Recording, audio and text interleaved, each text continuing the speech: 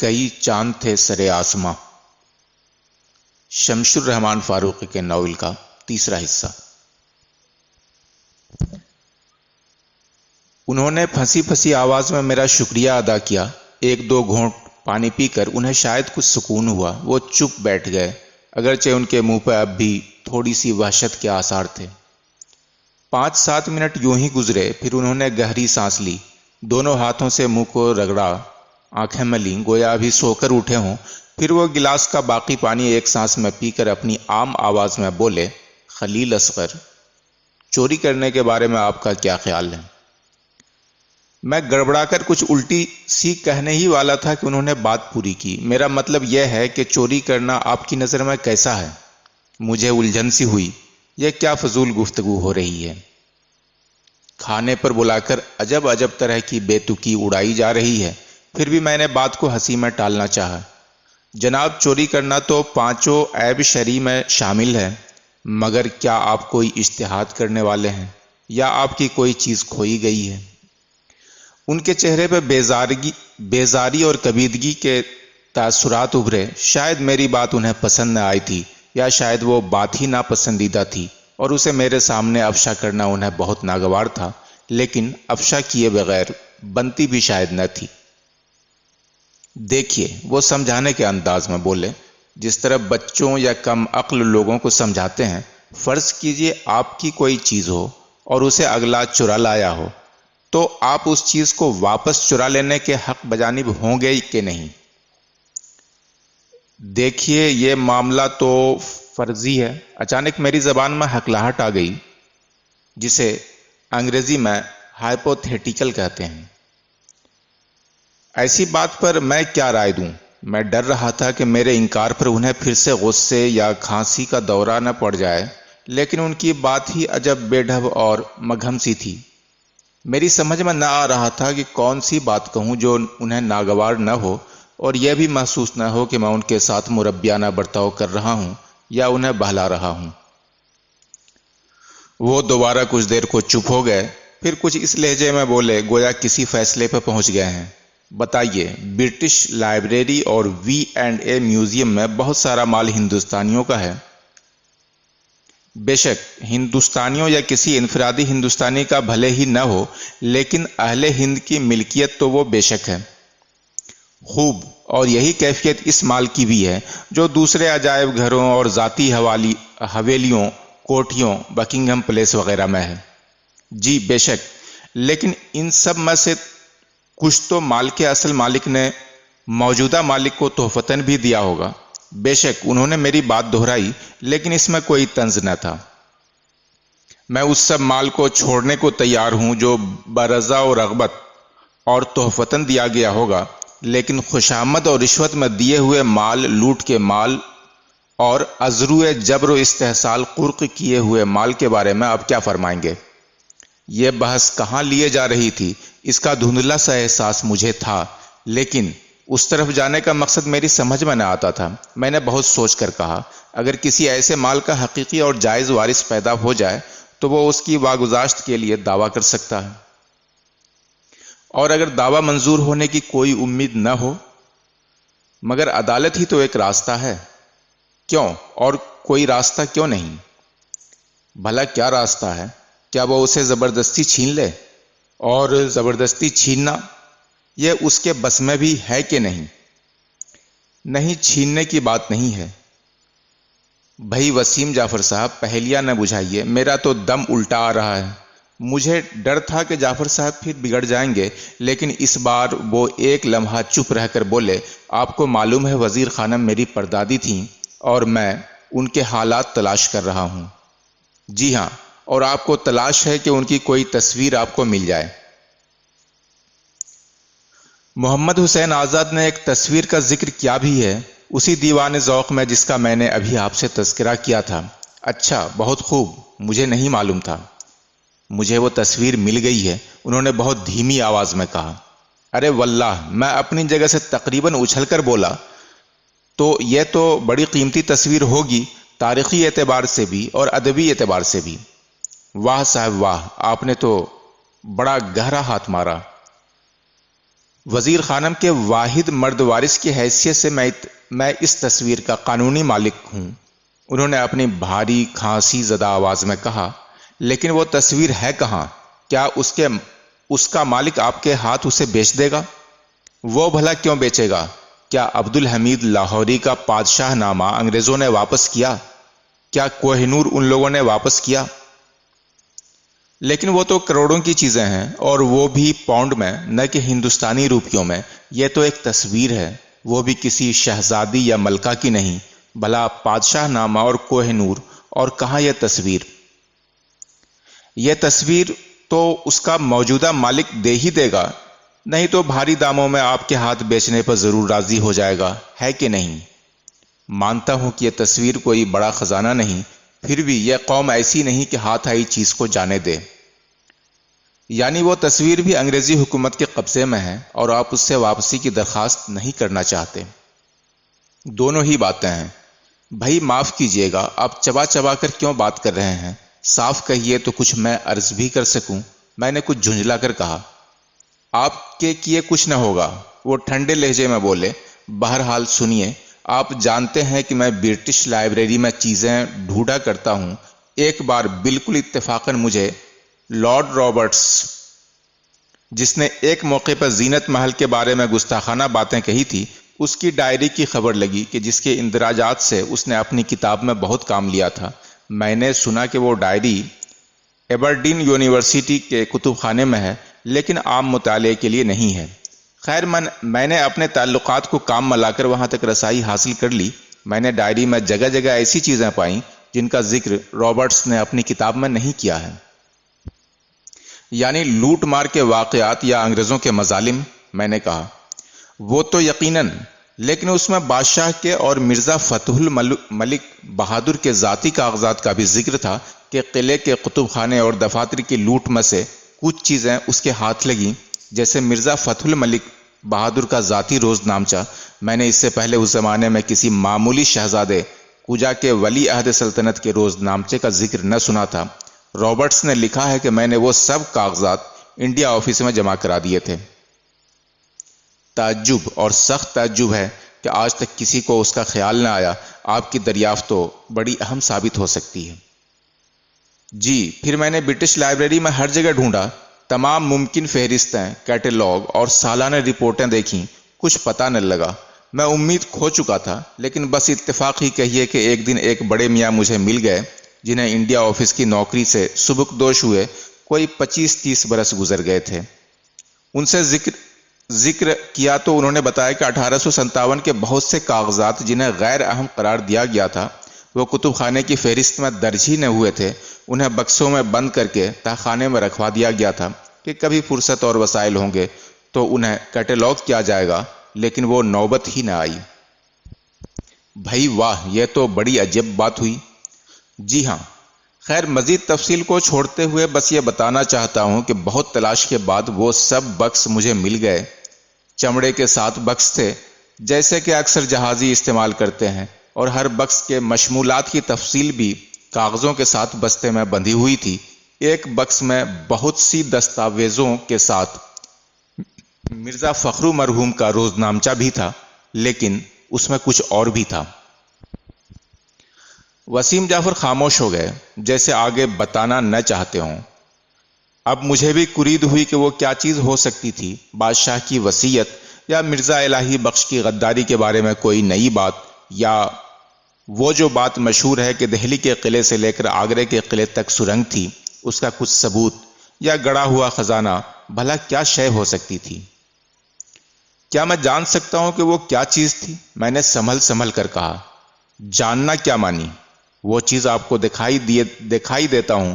یہ کہہ کر وہ اٹھے اور اپنا بریف کیس کھول کر انہوں نے ایک مضبوط بڑا سا لفافہ میری طرف بڑھایا۔ ان کے ہاتھ میں خفیف سی لرزش تھی۔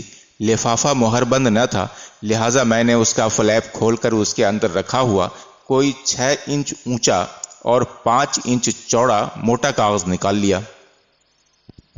کسی انتہائی خوبصورت لڑکی کی تصویر تھی۔ اس کی عمر یہی 24-26 سال کی رہی ہوگی، سونلا رنگ، لیکن اس قدر تر و تازہ چہرہ، گویا کسی نے سوسن کے پھول کا جوہر نچوڑ کر رکھ دیا ہو۔ سیدھی نازک سی ناک، لیکن دونوں نتنے ذرا پھڑکتے ہوئے سے، جیسے اس نے کوئی اچھی بات سنی ہو یا کوئی اچھی بات کہنے والی ہو۔ کوئی 150-200 برس پرانی تصویر، دو چشمی تھی، لیکن اس زمانے کے عام تصویروں سے برخلاف صاحب تصویر کو یوں دکھایا گیا تھا گویا وہ مصور اور تماشائی دونوں کے وجود کا پورا احساس رکھتی ہو۔ اس کی آنکھوں میں جنس اور شباب کا ایسا بھرپور شعور تھا کہ میرا دل زور زور سے دھڑکنے لگا۔ لگتا تھا یہ تصویر اپنی آنکھ یا ابرو سے مجھے کوئی اشارہ کرنے والی ہے، لیکن اس اشارے میں کوئی رقاقت یا سوخیانہ پن نہ تھا، بلکہ ایک طرح کی چنوتی تھی کہ کیا تم اس فتنہ سامانی سے عہدہ برا ہونے کا دل رکھتے ہو؟ سڈول چہرے پر بڑی بڑی آنکھیں، ان پر لمبی لمبی پلکیں، لیکن سایہ فگن نہیں، چلمن کی طرح کچھ اوٹی ہوئی۔ آنکھوں کا رنگ شربتی، گہرا اور ہلکی سی سنہری دمک لیے ہوئے، سفیدی ایسی، اور اس میں ہلکی سی ٹھنڈک کی ایسی کیفیت جیسے تازہ کھلا ہوا گل مشکی۔ آہو کی سی لمبی سڈول گردن میں مالائے زمرد، لیکن سب دانے برابر کے اور ہم رنگ اور ہم شکل تھے۔ گلے کے نیچے تک وادی شانہ میں چنے کی دال کے برابر زمرد ہی زمرد تھے، جن کی سبزی آنکھوں میں ہری دھوپ کی طرح کھبی جاتی تھی۔ آنچل سر پر نہ تھا، اور صاف معلوم ہو رہا تھا کہ صاحب تصویر کو آنچل کے ڈھلک جانے کا علم ہے۔ سنہرے بادلوں سے پٹا ہوا آسمانی دوپٹہ شانے اور سینے کو بے پرواہی سے کچھ ڈھک رہا تھا، کچھ نمایاں کر رہا تھا۔ بہت گھنی چوٹی، تھوڑی سی کھلتی ہوئی، ہر لٹ میں 1-2 موتی ٹکے ہوئے، گویا بے خیالی میں وہاں الجھ گئے ہوں۔ لیکن افسوس کہ تصویر ادھوری تھی، لیکن اس لیے نہیں کہ مصور نے اسے نامکمل چھوڑ دیا تھا۔ کسی بے درد نے اسے اس طرح پھاڑ ڈالا تھا کہ تہائی سے کچھ زیادہ تصویر ضائع ہو گئی تھی۔ میں نے رکی رکی آواز میں پوچھا، یہ تصویر وزیر خانم کی تو نہیں؟ اسے پھاڑ کس نے ڈالا؟ میں نے وفور وحشت میں یہ بھی نہ محسوس کیا کہ میرا دوسرا سوال کس قدر احمقانہ ہے۔ وسیم جعفر نے کہا، اس کی پشت پر ایک تحریر ہے، پڑھیے۔ ان کے چہرے پہ کچھ سیاہی مائل تپش تھی، بیماروں جیسی۔ ان کی آواز میں اب اور زیادہ لرزش تھی۔ میں نے کاغذ پلٹا تو دیکھا کہ اس پر خط شکستہ میں تحریر تھی، مٹی مٹی سی، شاید کبھی کسی نے اسے پانی سے دھونے کی کوشش بھی کی تھی۔ سیاہ روشنائی آنسو بھرے کاجل کی طرح پھیل گئی تھی۔ حرف بہت جلی نہ تھے، لیکن مجھے پرانے شجرے اور دستاویزیں پڑھنے کی جو مشق تھی وہ کام آئی۔ ذرا سی کوشش کر کے میں نے پڑھ لیا، شبیہ حقیقی وزیر خانم صاحب عرف چھوٹی بیگم سلمہ اللہ تعالی۔ اس کے آگے کچھ تاریخ تھی، لیکن وہ کوشش کے باوجود مجھ سے پڑھی نہ جا سکی۔ مبارک ہو وسیم جعفر صاحب، آپ کی تلاش کامیاب ہوئی، میں نے بڑے جوش سے کہا۔ لیکن یہ تصویر کیا انہی بکسوں میں ملی جن کا ذکر آپ فرما رہے تھے؟ اگر ایسا ہے تو آپ اسے لائبریری سے نکال کیوں کر لائے؟ جی ہاں، انہوں نے جی پر زور دے کر کہا۔ میں اسے نکال لایا، اور اب یہ میری ہے۔ ان کے لہجے میں مبارز طلبی تھی، گویا مجھ سے کہہ رہے ہوں کہ ہمت ہو تو میری شکایت کر دو، یہ تصویر مجھ سے چھنوا لو۔ مگر بھلا کیسے یہ ممکن ہو سکا، یہ تو بتائیں، میں نے حلیمی سے کہا۔ میں انہیں خفا نہ کرنا چاہتا تھا، اور یوں بھی مجھے اس معاملے میں کوئی داروغہ اخلاق بننے کا شوق تو تھا نہیں۔ تصویر پر اصل حق تو وسیم جعفر ہی کا تھا، قانون کچھ کہے۔ بات یہ ہے خلیل اصغر صاحب، انہوں نے کچھ رازدارانہ لہجے میں کہا، اس تصویر کا کہیں اندراج نہیں ہے۔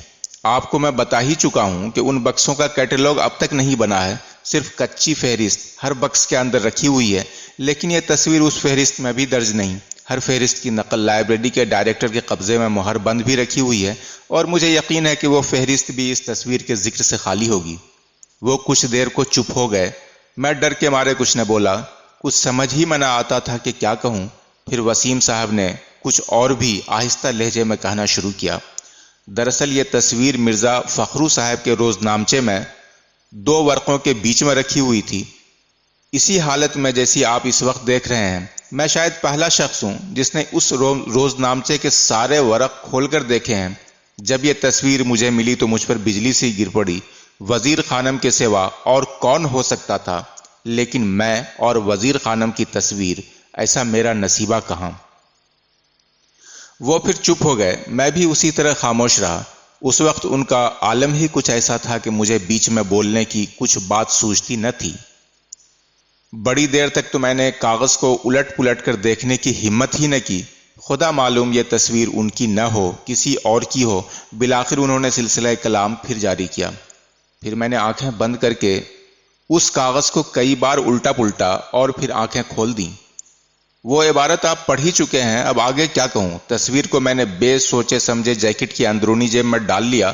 آپ جانتے ہی ہیں لائبریری میں بریف کیس، بیگ، پیکٹ کچھ بھی لے جانا ممنوع ہے۔ سردیوں کے اوور کوٹ تو رواج اور قاعدے کے مطابق اتار کر کلاک روم میں جمع کر دیے جاتے ہیں، لیکن یہ تصویر چھوٹی سی ہے اور مجھ پہ کوئی شک بھی نہ کر سکتا تھا۔ بس میں نے اتنا کیا کہ اس دن اور کچھ کام نہ کیا، سب کاغذات سمیٹ کر لائبریری کے عملے کو واپس کیے اور کوٹ کی جیب میں ہاتھ ڈال کر اطمینان سے چلتا ہوا لائبریری کے باہر ہو گیا۔ حق بحقدار رسید میرے منہ سے بے ساختہ نکلا۔ انہوں نے مجھے غور سے دیکھا، گویا انہیں شک ہو کہ میں ان کا تمسخر کر رہا ہوں۔ کیا واقعی آپ کا یہی خیال ہے؟ وہ ذرا تیز لہجے میں بولے۔ چونکہ مجھے اپنے دل میں پوری طرح اطمینان تھا کہ اخلاقی طور پر اس تصویر کے مالک وہی تھے، میں نے ذرا جوش سے جواب دیا، جی بالکل، مجھے اس میں کوئی شک ہی نہیں، خدا مبارک کرے۔ انہوں نے دوبارہ مجھے غور سے دیکھا، لیکن اس بار انداز یہ تھا کہ مجھے متنبہ کر رہے ہوں کہ انہیں میری رائے کی چندہ پرواہ نہیں، تصویر تو انہی کی تھی اور انہی کی رہے گی۔ اچھا اب لیجئے، دیوان ذوق مرتبہ مولانا محمد حسین آزاد ملاحظہ کیجئے۔ انہوں نے ایک پرانی سی کتاب میری طرف بڑھاتے ہوئے کہا۔ مجھے اب بھوک لگ رہی تھی اور تصویر کی دریافت اور صاحب تصویر کی کرشمہ جاتی شخصیت نے میرے حواس بھی کچھ زائل کر رکھے تھے۔ ایک لمحے کے لیے میں نے احمقوں کی طرح منہ پھاڑ کر انہیں دیکھا، پھر مجھے یاد آیا کہ انہوں نے ابھی کچھ پہلے ہی دیوان ذوق اور وزیر خانم کی تصویر کا ذکر کیا تھا۔ میں ہاتھ بڑھا کر کتاب ان سے لینے کے لیے اٹھا تو انہوں نے کہا، صفحہ 41 ملاحظہ فرمائیں، میں نے وہاں ورق نشان رکھ دیا ہے۔ میں نے وہ صفحہ کھولا اور بڑھتی ہوئی نفرت، کراہیت اور استجاب کے ساتھ یہ عبارت پڑھی۔ شہر میں چھوٹی بیگم نام کی ایک حسین صاحب جمال اپنے ہنر میں باکمال تھیں۔ عمر کی دوپہر ڈھل چکی تھی اور کتنے ہی امیروں کو مار کر ہضم کر چکی تھیں، اس پر بھی لڑکپن کی کلیاں چنتی تھیں۔ مرزا فخرو کی 24-25 برس کی عمر تھی، رنڈی کو نوکر رکھ کر غلام ہو گئے۔ مرزا نے ایک تصویر صندوقچے سے نکالی، اسے دیکھا اور کہا کہ استاد اسے ذرا دیکھیے۔ استاد سمجھ گئے کہ اسی کی تصویر ہے، دیکھ کر کہا، بہت خوب۔ مرزا کی خاطر جمع نہ ہوئی، پھر کہا، دیکھیے تو صحیح، اگر واقعی معشوق ہو تو کیسا ہو؟ استاد سمجھے کہ دل آیا ہوا ہے، چاہتا ہے کہ میں بھی بڑھیا کی تعریف کروں، پھر بھی اتنا کہا کہ خوب، بہت خوب۔ ان سے پھر بھی رہا نہ گیا، تیسری دفعہ تصویر ہاتھ میں دی اور کہا، بھلا استاد اس حسن میں کچھ نقص تو بتائیے۔ استاد نے دیکھا ذرا چھاتیاں ڈھلکی ہوئی ہیں۔ استاد خود فرماتے تھے کہ میں نے کہتا، مگر دل نے کہا لڑکا ہے اور ایک بیسوا کے دام میں پھنس گیا ہے، کہہ دو تو شاید سمجھ جائے۔ میرے جی میں آئی ورق کو کتاب سے چیر کر مٹھی میں مسل ڈالوں اور اسے غسل خانے کے فلش میں بہا دوں، لیکن ظاہر ہے یہ بیوقوفی اور بدمذاقی ہوتی۔ میں ماننے کو تیار نہیں، مغل شاہزادہ، وہ بھی ولی عہد، ہزار گئی گزری حالت پر بھی اس قدر بے حیا نہیں ہو سکتا۔ میں نے گرم لہجے میں کہا، بادشاہوں کی غیرت یہ بات گوارا ہی نہ کر سکتی تھی کہ ان کی عورتوں کو کوئی نامحرم شہزادہ بھی دیکھ لے، کجا کے ایک معمولی ملازم، چاہے وہ شاعری میں ان کا استاد ہی کیوں نہ ہو، اور پھر متانت اور تمکین بھی کوئی شے ہے۔ میں تو یہی سمجھتا ہوں کہ مولانا نے داغ یا مرزا فخرو سے کوئی دشمنی نکالی ہے۔ میں اس کو خارج از امکان نہیں قرار دیتا، خاص کر جب یہ دیکھتا ہوں کہ یہ واقعہ یا لطیفہ بالکل بے محل اور بے موقع درج کیا گیا ہے۔ پھر یہ بھی ہے کہ اگر ولی عہد نے دلالوں کی طرح وہ تصویر دکھا کر صاحب تصویر کے حسن کی داد چاہی بھی، تو شیخ ذوق کی یہ ہمت نہ ہو سکتی تھی کہ ایسا رقیق اور سوخیانہ جواب دیں۔ لیکن مولانا کو پرخاش کیوں ہوگی؟ بھلا کوئی بات بھی تو ہو۔ پتہ نہیں، وسیم جعفر نے رنجیدہ لہجے میں کہا، لیکن آپ نے شاید غور کیا ہو، مولانا نے بادشاہ اور اصحاب حویلی کے خلاف اور بھی کئی جگہ کچھ باتیں لکھی ہیں۔ شاید اس زمانے کی تاریخ نگاری کا فیشن یہی رہا ہو، شاید وہ یہ کہنا چاہتے ہوں گے کہ حویلی والے سب تھے ہی ایسے زوال آمادہ اور بے غیرت کہ ان کی تاراجی ہی بہتر تھی۔ ہاں پھر تو فیشن ہی بن گیا۔ نیاز صاحب نے داغ صاحب کے بارے میں جو لکھا سو لکھا، لیکن مرزا فرحت اللہ بیگ نے بھی ارباب قلعہ کے ساتھ پوری طرح انصاف نہ کیا۔ خیر پھر بھی ان کا انداز غنیمت تھا۔ یہاں مولانا کو دیکھیے، مرزا فخرو بہادر کو لڑکا بنا رہے ہیں اور یہ بھی کہہ رہے ہیں کہ ان کی عمر 24 یا 25 کی ہوگی اور وزیر خانم بڑھیا تھی۔ حقیقت یہ ہے کہ مرزا فتح الملک بہادر اور وزیر خانم کی عمریں برابر رہی ہوں گی۔ شاہزادہ 1811 میں پیدا ہوا تھا اور وزیر خانم کی بھی پیدائش کچھ اسی زمانے میں ہے۔ ممکن ہے وہ شاہزادے سے 4-6 مہینے چھوٹی ہی رہی ہوں۔ بہرحال چلیے، اب یہ تصویر تو آپ کے قبضے میں آ گئی، یہ بڑی کامیابی ہے، لیکن افسوس آپ اس کے بارے میں کچھ لکھ نہیں سکتے۔ کیوں نہیں لکھ سکتا؟ میں کبھی نہ کبھی اس موضوع پہ کچھ لکھوں گا ضرور، آپ دیکھیے گا۔ اس گفتگو کے کچھ دن بعد میں ہندوستان واپس آ گیا۔ وسیم جعفر کے برخلاف مجھے اپنے مقصد میں کچھ بھی کامیابی نہ ہوئی تھی۔ برہان پور کے فاروقی اور گورکھپور کے خدائی جی دونوں ہی اپنی کہانی مجھ پر منکشف کرنے سے گریزاں رہے۔ اس ناکامی اور مایوسی کو تو میں نے کم و بیش بھلا ہی دیا، لیکن وزیر خانم کی تصویر کو میں نہ بھول سکا۔ مجھے افسوس رہا کہ میں مورخ یا ناول نگار ہوتا تو محبت، فن اور زندگی کی تلاش کی داستان میں ضرور لکھتا۔ کوئی 3-4 مہینے اور گزرے تھے جب مجھے مارٹن اینڈ مارٹن نام کی ایک قانونی فرم کے پارٹنر مسٹر ڈگلس ایبرینتھی کے خط کے ساتھ ایک لفافہ اور کوئی 50 اوراق پر مشتمل ایک پیکٹ ملا۔ خط کا مضمون یہ تھا: ہمیں یہ اطلاع دیتے ہوئے رنج ہے کہ ہمارے قدیمی موکل ڈاکٹر وسیم جعفر PhD FRHS وغیرہ ساکن 42/14 پورٹو بیلو روڈ لندن کا گزشتہ 19 ستمبر کو لندن میں انتقال ہو گیا۔ انہیں پھیپھڑوں کا سرطان تھا۔ مرض کا مقابلہ انہوں نے آخری وقت تک نہایت پامردی سے کیا، لیکن سرطان آہستہ آہستہ ان کے سارے بدن میں سرایت کر گیا تھا۔ موصوف نے اپنے وصیت نامے میں ہدایت کی تھی کہ منسلک کاغذات اور سر بہ مہر لفافہ ان کی وفات کے بعد آپ کی خدمت میں ارسال کر دیے جائیں۔ معطا کی ہدایت یہ بھی تھی کہ اگر آپ منسلک کاغذات پر مبنی کوئی تاریخ مرتب کرنا چاہیں تو تحقیق اور دیگر اخراجات کے لیے ان کے ترکے سے 1000 پاؤنڈ کی رقم آپ کو پیش کر دی جائے۔ علاوہ ازیں ڈاکٹر جعفر کی تمام کتابیں اور کاغذات برٹش لائبریری میں محفوظ ہیں اور ان کی وصیت کے مطابق ان میں سے کسی بھی کاغذ یا کتاب کی نقل آپ کو موصوف کی جائیداد کے خرچ پر مہیا کی جا سکے گی۔ اگر آپ کو ان میں سے کسی کی ضرورت اپنے تصنیف کے لیے محسوس ہو، براہ کرم اس خط اور منسلک کاغذات کی رسید سے مطلع فرمائیں۔ شکریہ، ہم ہیں آپ کے صادق، برائے Martin and Martin, Douglas Abernethy junior partner. Pact کو میں نے الگ رکھ کر لفافہ کھولا۔ اس میں وزیر خانم کی تصویر تھی۔ ایک کونے میں وسیم جعفر نے باریک لیکن روشن حروف میں اپنے دستخط ثبت کر کے تاریخ بھی درج کر دی تھی۔ باقی آئندہ۔